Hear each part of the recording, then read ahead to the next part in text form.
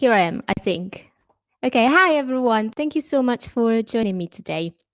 I'm just going to show my face for a minute and then I'll disappear and I'll let the slides talk. So thank you so much, Holly and Becky and Darren and Michelle for having me here today and for putting together the conference and for changing so swiftly to the circumstances and moving it online. My name is Elena. I'm a community librarian for Norfolk Libraries and Information Service.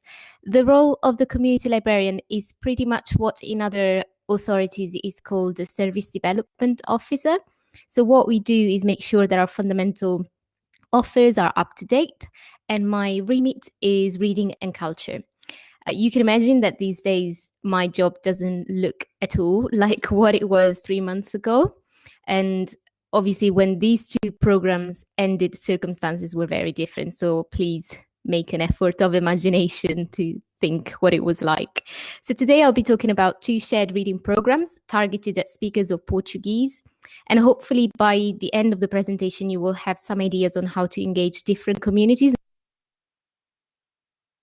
not necessarily Portuguese speakers, but any speakers of communities. So I'll disappear and I'll move on to the next slide.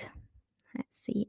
Okay, so before I delve into our two programs, just a quick introduction to shared reading, because I don't want to assume that everyone is familiar with the concept. Shared reading is the activity of reading aloud to a group. It differs from a book group or reading group because it is usually a leader who reads to the rest of the group, and the reading happens during the session, not in between sessions. The leader chooses what to read, which could be anything, poetry, fiction, and the participants are invited to join a conversation afterwards. When we offer this in libraries, we also make sure of two things. One, that there is always a cup of tea afterwards, and two, we try and tailor groups by themes or target audiences. And this is because shared reading are notoriously a hard sell. People don't understand what it means. They think that they might be the ones to do the reading, and it's not the case. So yeah, it is a hard sell. It's a shame because there's a huge amount of research that proves the positive impact of shared reading on mental health. And this is a huge argument, so I'm not going to delve into it. But if the mental health aspect of shared reading interests you, I've included some references at the end, so you can go back to the presentation and have a look and see. The main point of reference for shared reading in the UK is the Reader organization, and their website is thereader.org.uk. So En Voz Alta, let me see if I can change. Yes. En Voz Alta was the name of two shared reading pilots that we ran into Norfolk localities, in Thetford before Christmas and in Great Yarmouth in January. For those of you who are not aware of the Norfolk community, these two places are pretty rural. Great Yarmouth is by the sea and Thetford is in the middle of nothing pretty much, but it's quite a big place. So what the two programs had in common was the fact that they were entirely delivered in the language of the communities they were aimed at. First generation or second generation Portuguese students in Thetford and idle migrants from former Portuguese colonies in Great Yarmouth. So I'm going to go over the planning, delivery and evaluation. And in the second part, I will consider what were the challenges and the unexpected outcomes that we achieved. And I will conclude with an impact story and the Q&A. Feel free to type questions to Holly, like she said. So the first question I would like to address is why Portuguese and why Thetford and Great Yarmouth? So the way I approached this pilot was pretty much academically, meaning that they started as a response to a theoretical task that I was assigned for an interview, the interview for my current job. So I think it went well. This was back in January 2019. So this is probably why the programs will look very organized, while in real life we rarely have the time to create work using such a prescriptive step-by-step approach, but turns out to be quite useful for this presentation, so hooray. Usually programs tend to reflect some of this thinking organically, but this is not the case. So the task for the interview was to suggest a shared reading program in response to this document. This is a map showing hotspots of literacy vulnerability in Norfolk. as you can imagine, I was quite impressed by the red blob around Thetford. It's quite an old map, but it's still relevant. So there's this huge red blob around Thetford, and I was also curious to find out about Great Yarmouth and King's Lynn. So these three places had a lot in common, and their most alarming data was around employment, social mobility, and integration of foreign communities. But there were some interesting data around foreign communities that shared a particular language. So this is where my idea started to diverge from the literacy issues. And I dropped King's Lynn to focus on Portuguese-speaking communities in Thetford and Great Yarmouth. The baseline, so the research that I did around these two communities, revealed that both localities had a high percentage of Portuguese speakers employed in low-paid jobs, factory work, industrial laundries, that kind of jobs, and that the community showed issues of isolation and integration. So there were also differences too. The Portuguese-speaking communities in Thetford is mostly from Portugal, and as you can see from the data, it hosts a micro community in itself that's of the children of the first generation migrants who all tend to attend the Thetford Academy. And the Great Yarmouth community is more diverse. So these so-called economic migrants are from Portugal and Brazil, but also there are war refugees from Portuguese colonies, well, Guinea-Bissau, Mozambique, and Angola. So from the very first instance, I wanted to treat these communities independently as they deserved. But this similarity allowed me to at least draw a set of outcomes that I wanted to achieve in both programs. And I remind you that this was all theoretical at first. So the aim of the project was to prevent social isolation and promote diversity. And some of the outcomes would have an impact on most areas that we address in our fundamental offer that you can see highlighted there on the left, with most significant and measurable outcomes in the areas of reading and well-being. So from the beginning, like I said, I felt that these two communities needed to be treated separately. So I produced more research to see how these two communities differed.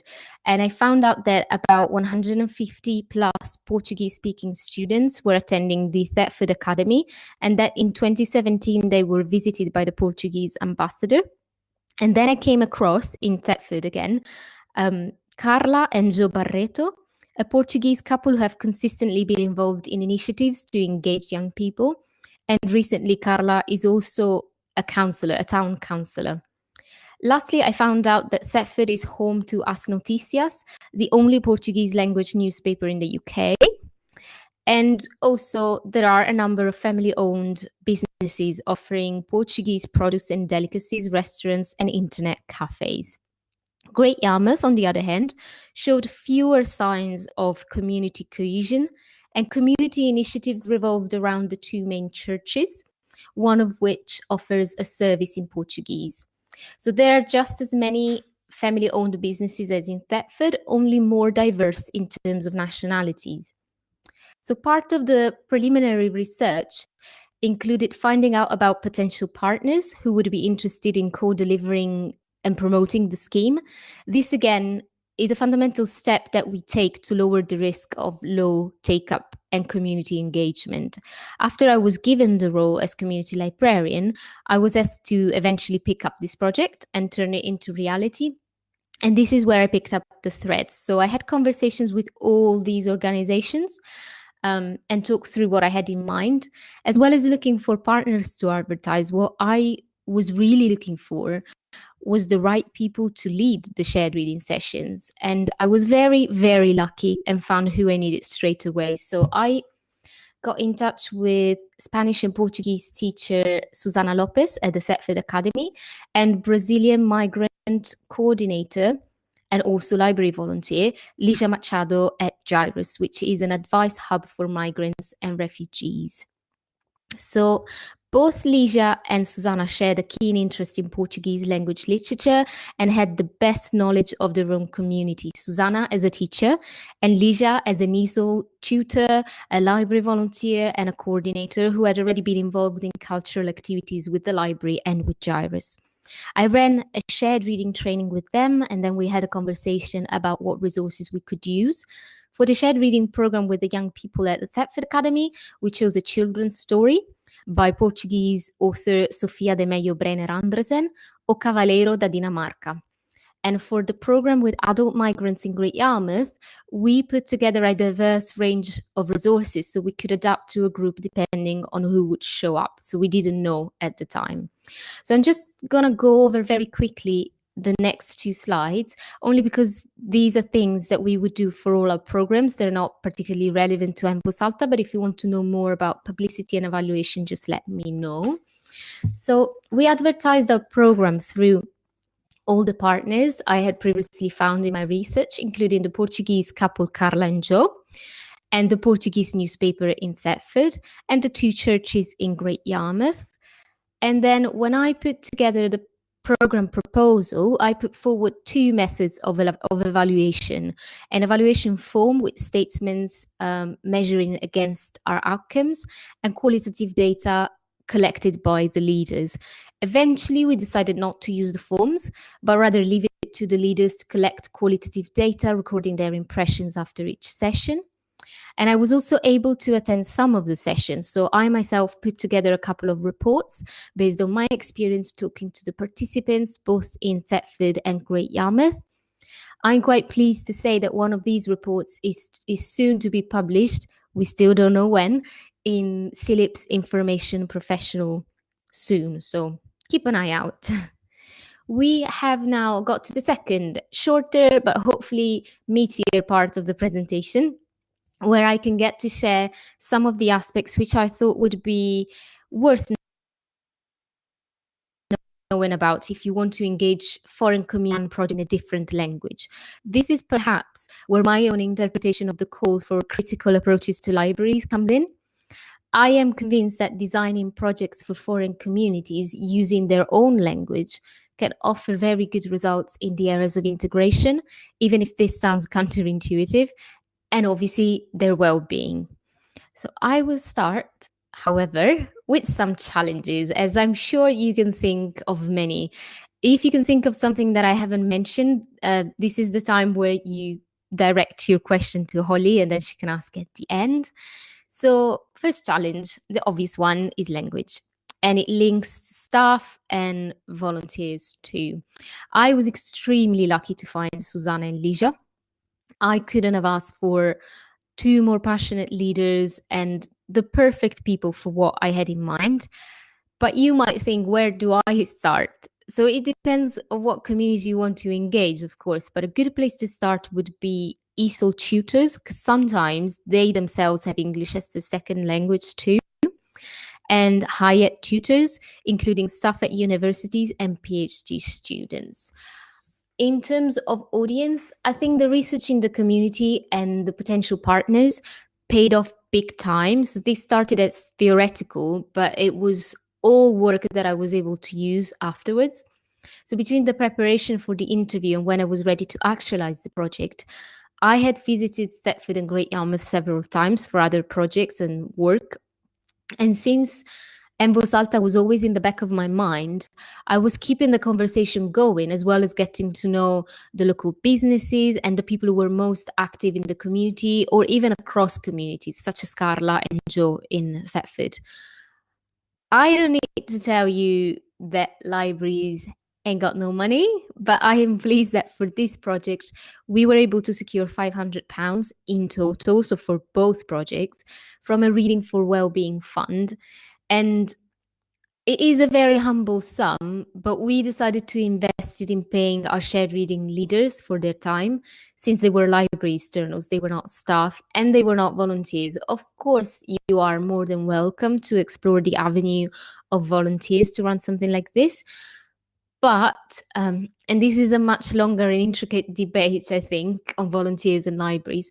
I personally think that if someone like Susanna and Ligia put their knowledge and time at our disposal to put together a high quality project, they should be paid for the time and knowledge. So we as a service do use volunteers, but when it comes to shared reading, we would rather ask either our own staff or external collaborators.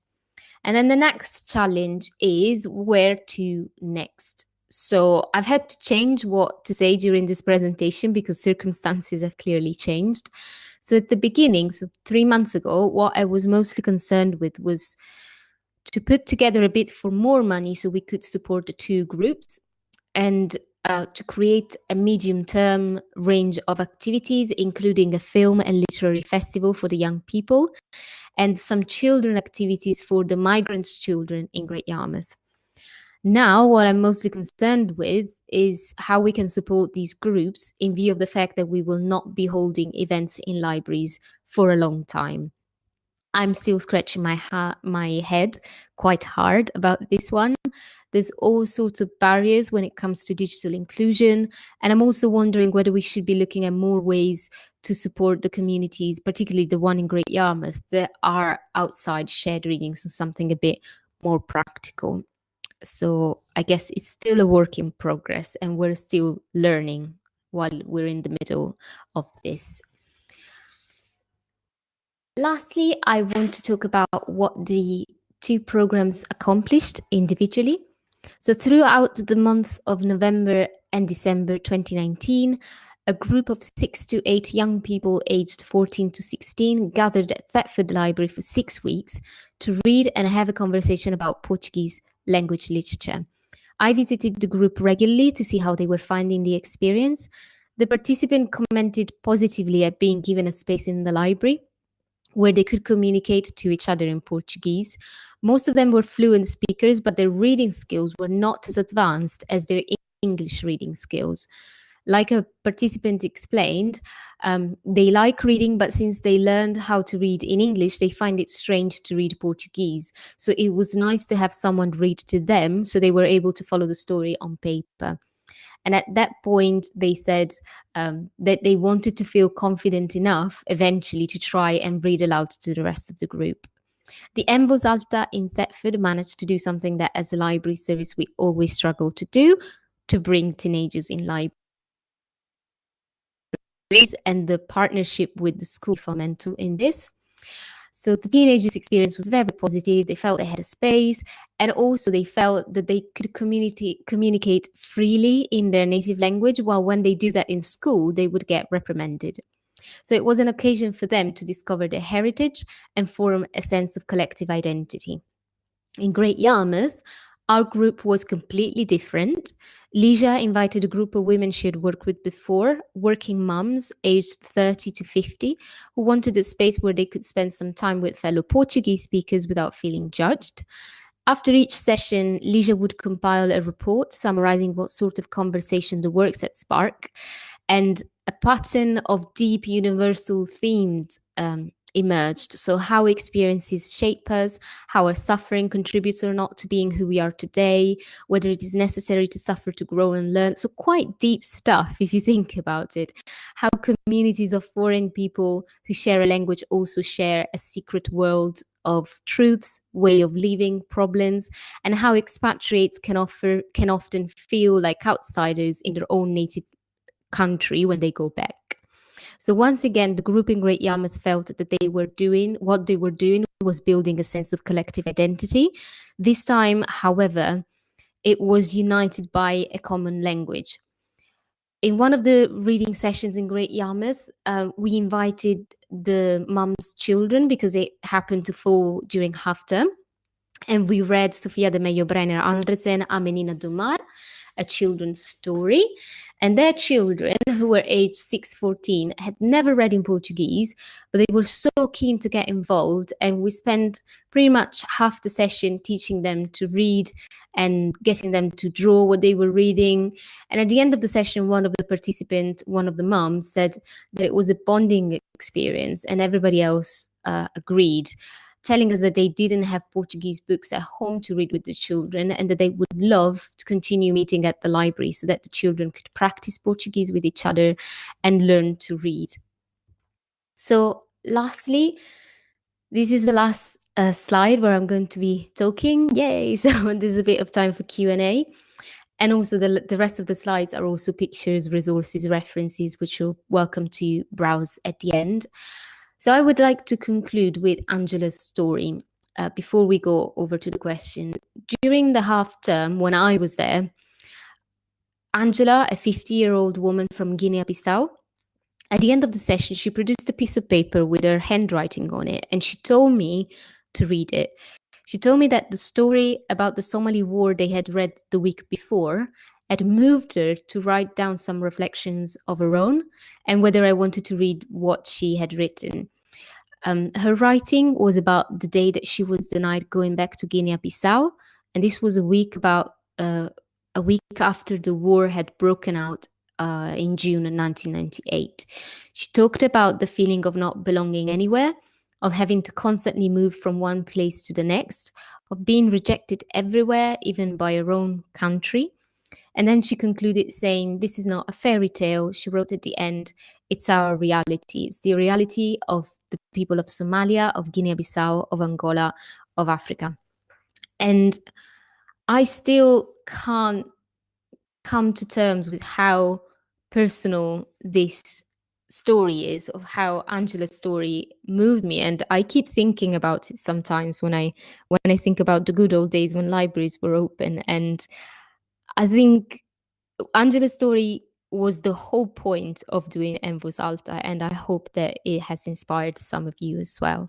So I'm just going to leave you with this nice picture of the group that we took on the last day, and I'm going to put my face on again so I can answer some questions, hopefully. Thanks, Elena. That was such a great presentation. So interesting.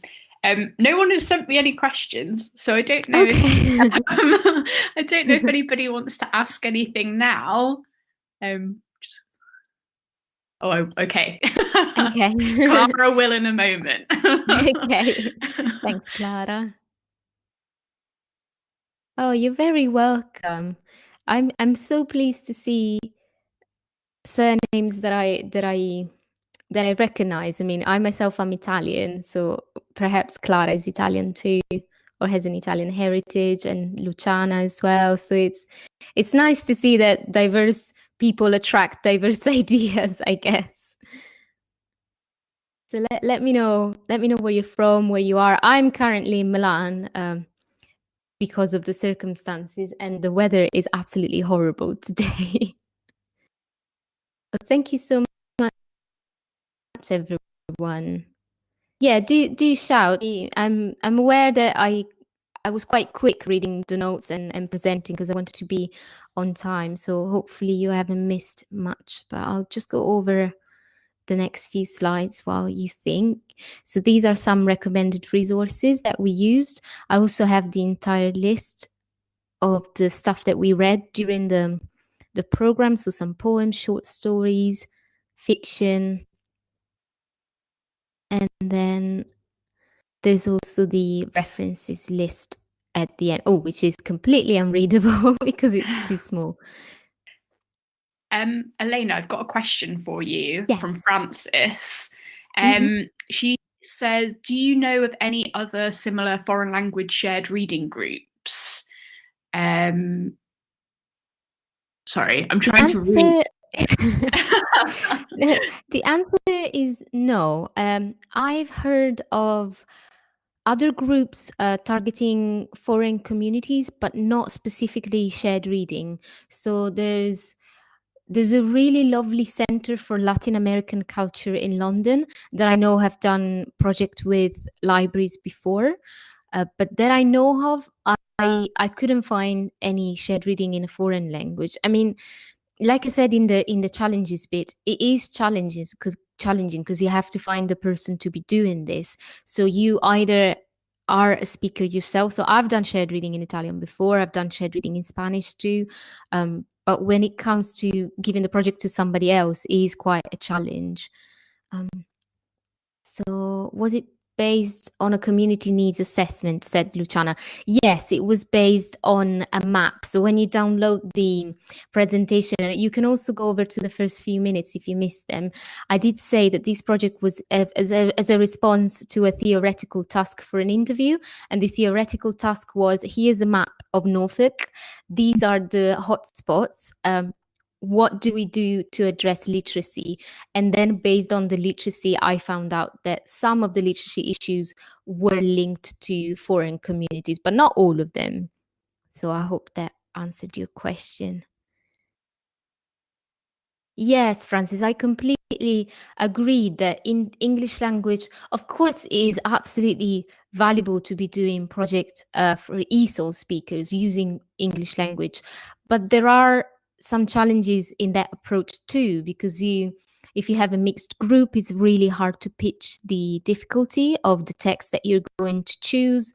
And then if you have a mixed group in terms of nationalities, it might not be so relevant to them as, for instance, these sort of materials would be. I mean, Miyakuto wrote about war, and we had war refugees listening to this stuff. So it is quite relevant, I guess, when you choose some text in the same language and with the same themes that people find they resonate with them. Any other questions? I have another question for you from Clara. Yes. They say, could Elena expand a bit on how she thinks these projects can help with integration? Yes, so it's not an obvious connection, but the first, it is the first step. So for instance, with the Thetford community, with the young people, the first step was get these young people through the library doors. So these people don't go to the library. They use the school library mostly. They don't understand that we have a space for them too. So get them through the door first, and everything else happen like a trickle down effect. So they start using the libraries, they see what other projects are about. And of course, the teenagers in Thetford would have absolutely no issue in engaging with activities in English, because they've been raised, they study English at school, they've been raised bilingual. So it's not a language barrier that we're looking at, but mostly how do we get them to use the library? And from the library, we get to the community. The Great Yarmouth discourse is similar.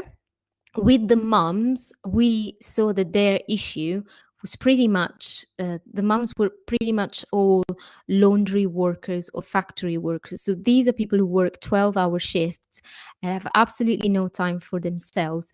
Getting them to do something once a week in the library, for us, it's like a showcase. So they come to the library, they do something once a week, but then we say, oh, we're doing this next month. Would you like to do that as well? And then these activities are all bound to be in English, because obviously it's the library. And this is kind of the trickle down effect. So they start with one thing in their own language in a safe space, but at the same time, they almost everything else that go around them, and they are invited as well. Like there's an active part from our side, which is not necessarily poking them all the time and saying, are you going to do this? Are you going to come to this? But, you have to sell what you've got and try and make them feel welcome, and to start this process of integration, which is not necessarily a prescriptive one, like you have to come to the library and learn to speak English and meet other people and make friends. Like these things are organic, I think. Hopefully they're more natural than they would sound. Thank you so much, Elena. That's all we've got time for, to give you a chance to get yourself a cup of tea or something before the next sessions. Yes. Thank you so much. That was such an interesting presentation, and really interesting research and what you've done. I was just going to remind everybody, so if you missed any of the presentation, don't worry, we will have a recording available for you afterwards. And just, yes, thank you again for coming, and for Elena for presenting. I'll be in the water cooler room if anyone wants to say hello. Yes, do use the water cooler room to talk to presenters throughout the day, and also to talk to each other. So thank you very much. Bye. Bye. Bye-bye.